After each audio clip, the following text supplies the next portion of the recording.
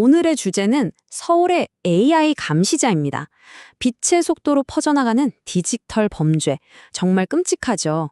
여기에 맞서서 서울시가 아주 강력한 기술적 무기를 꺼내들었는데 과연 그게 뭔지 오늘 한번 깊숙이 들여다보겠습니다. 자, 본격적으로 시작하기 전에 여러분께 질문 하나 던져볼게요.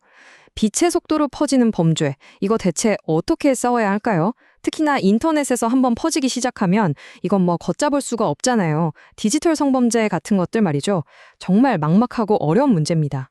이 새로운 기술이 나오기 전까지는요, 솔직히 말해서 현실은 정말 암담했어요. 말 그대로 승산이 거의 없는 싸움을 하고 있었던 거죠. 예전 방식은 어땠냐면요, 사람이 직접 일일이 키워드로 검색을 하는 거였어요. 이미 알려진 웹사이트들을 뒤지는 거죠. 근데 이게 말이 쉽지, 새로 생기는 사이트나 비공개, 해외 사이트들은 거의 다 놓칠 수밖에 없었겠죠? 그리고 무엇보다 정말 중요한 건데, 이 끔찍한 영상들을 계속 들여다봐야 하는 직원분들의 정신적 고통은 정말 상상하기조차 힘든 수준이었습니다. 자, 바로 이런 절망적인 상황에서 드디어 서울시가 개발한 기술이 등장합니다. 이건 정말 판을 완전히 뒤집어 버린 게임 체인저였어요. 이 해결책의 핵심이 뭐냐고요? 딱 한 문장어로 정리됩니다. 바로 잠들지 않는 AI입니다. 정식 명칭은 좀 길어요. 디지털 성범죄 AI 삭제 지원 기술. 쉽게 말해서 서울시가 만든 AI 시스템인데 이게 24시간 내내 쉬지도 않고 인터넷 세상을 감시하는 거예요. 그러다가 불법 성착취물이 보인다? 그럼 자동으로 딱 찾아내서 삭제까지 지원하는 그런 시스템인 거죠. 재유포를 막는 게 핵심 목표고요. 물론 이 기술이 하루아침에 뚝딱 하고 나온 건 아니에요. 2023년에 핵심 탐지 기술을 처음 개발했고요. 그 다음 해에는 피해자가 아동이나 청소년인지 예측하는 기능까지 추가됐어요. 그리고 2025년에는 신고까지 자동으로 해주는 시스템을 통합하면서 특허까지 따냈습니다. 그러니까 계속해서 진화하고 점점 더 똑똑해지고 있다는 거죠. 자, 그럼 이 AI가 구체적으로 어떻게 싸우는지, 기존의 사람이 하던 방식이랑 뭐가 그렇게 다른지 한번 자세히 뜯어볼까요? 와, 이 표를 보시면 차이가 그냥 한눈에 들어오죠? 정확도는 200에서 300%나 높아졌고요. 사람이 맨날 놓치던 그런 새로운 사이트, 비공개 사이트, 해외 사이트까지 기가 막히게 찾아냅니다. 근데 진짜 결정적인 차이는 바로 이거예요. 변형된 영상을 찾아내는 능력.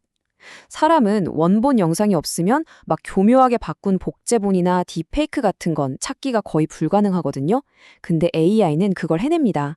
심지어 얼굴 인식으로 같은 피해자의 다른 영상들까지 싹 다 찾아서 하나로 묶어주기까지 해요. 정말 대단하죠. 이 AI 거의 슈퍼파워를 가졌다고 할 수 있는데요. 원본 영상이 없어도 딥페이크를 잡아내고요. 한번 삭제했는데 몇 분 만에 누가 또 올렸다. 그것도 바로 찾아냅니다. 24시간 내내요. 그리고 여기서 정말 중요한 포인트가 하나 더 있어요. 사람이 직접 이걸 확인하기 전에 AI가 먼저 불법 자료를 뿌옇게 흐리게 처리해준다는 거예요. 검토하는 분들의 정신적인 충격을 최소화하기 위한 거죠. 정말 세심한 배려입니다. 자, 그럼 이 기술이 실제 현장에서 얼마나 놀라운 결과를 만들어냈는지 이제 구체적인 숫자로 한번 확인해 보시죠. 가장 먼저 속도. 무려 30배입니다. 30배나 빨라졌어요. 디지털 범죄는 정말 시간과의 싸움이잖아요. 이건 진짜 어마어마한 변화라고 할 수 있습니다. 30배라는 숫자가 잘 안 와닿으신다고요? 그럼 이걸 보세요. 예전에는 한 건 처리하는데 평균 3시간이 걸렸거든요. 근데 AI가 도와주니까 이제 단 6분이면 끝납니다. 3시간 대 6분. 이 시간 차이가 피해자들의 고통을 단 1분이라도 더 빨리 덜어주고 있는 겁니다. 속도만 빨라진 게 아니에요. 처리할 수 있는 양 자체도 엄청나게 늘었습니다. 이 기술을 도입하고 나서 4년 만에 지원센터에서 도울 수 있었던 피해자 수가 무려 6배 넘게 늘어났어요. 이 그래프를 보시면 그 성장세가 확 느껴지실 겁니다. 2022년에 2,500건 정도였던 지원 건수가 2025년에는 15,000건을 훌쩍 넘겼어요. 이 기술이 얼마나 많은 분들에게 실제적인 도움을 주고 있는지 이 숫자 하나가 다 보여주고 있는 거죠. 게다가 효과만 좋은 게 아니라 효율성까지 잡았습니다. 이 기술을 도입하면 기관 하나당 1년에 약 1억 8천만 원의 예산을 아낄 수 있을 거라고 해요. 정말 대단하죠? 하지만 이런 모든 숫자들을 뛰어넘는 어쩌면 가장 중요한 성과가 있습니다. 바로 사람을 보호한다는 점이에요. AI가 1차 방어선이 되어주면서 매일같이 그 끔찍한 영상들을 마주해야 했던 직원들의 정신적 트라우마를 막아주는 것. 이게 바로 이 기술이 가진 또 하나의 핵심적인 가치라고 생각합니다. 그런데 서울시는 여기서 멈추지 않았습니다. 이 놀라운 성공을 서울에만 가두어 두지 않고 전 세계와 함께 나누려는 더 큰 그림을 그리고 있어요. 그 큰 그림의 중심에는 바로 이 철학이 있습니다. 기술을 모두를 위한 공공재로 만들겠다. 바로 이 생각입니다. 서울시가 정말 전례 없는 제안을 했습니다. 상도 받고 특허까지 있는 이 귀한 기술을 공짜로 무상으로 제공하겠다고 발표한 거예요. 2020년 3월 3일부터는 공익을 위해서라면 국내든 해외든 정부기관이든 지자체든 비영리 단체든 누구나 이 기술을 이전받을 수 있게 되는 겁니다. 서울시 관계자의 이 말이 이 결정의 모든 걸 설명해 줍니다. 피해자 보호를 최우선으로 고려한 결정이다. 그리고 피해자 보호 기술을 공공의 안전을 위한 공공재로 확장하는 것이다.